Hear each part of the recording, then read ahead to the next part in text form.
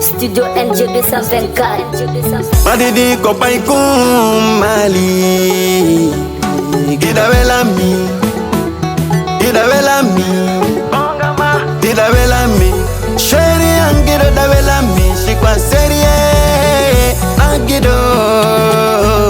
Asheri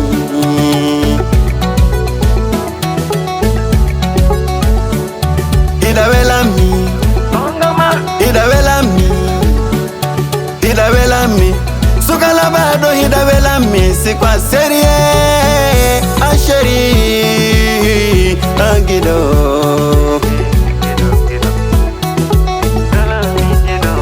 Doni haditi mi hala gido Gido do mayanga tama Doni haditi mi yauta gido Dainu do mawoyi dama Tuma jema leri gido Bosheri amfale temi Tuma vopu tumbi gido Bosheri ambato tome agi gol gido Yandi wata wuli nangido Mijaji tahirsi nangido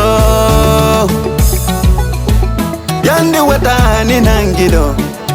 Dewi yan labada yo Debo buratama hunde agi gol Aduna koni asheri Gido mido hiduma Aduna koni agido Sheria mido lima Hida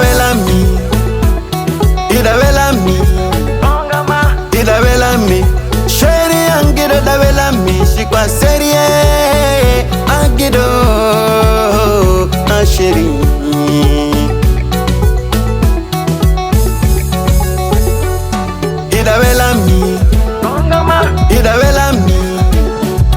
Hida vela mi Sukala bado hida vela mi Sikwa serie Asheri Agido Ari aduna no yurumi Konto jiwa jopu moni Jopu la bado nani Debo burata mahunde Jopu bodejo Ko bodejo mo vernde baula Jopu la bado yo Daino doma woyi dama Hata na boro mi dalaba Nalem bari gido Hata na bora mi joni Nalem bari omo dalaba Ko bodejo mo vernde baula Kindo family Mi wondi be gollu de gido Yero so yidado Yero pori noto dami Yero so labado gido Yero hida labi bernde Kindo family Mi wondi be wallu de jama Yero nabora mi joni gido Allah wata ibe wawene Yero so labado yo Hata nabora mi alma Kindo family agido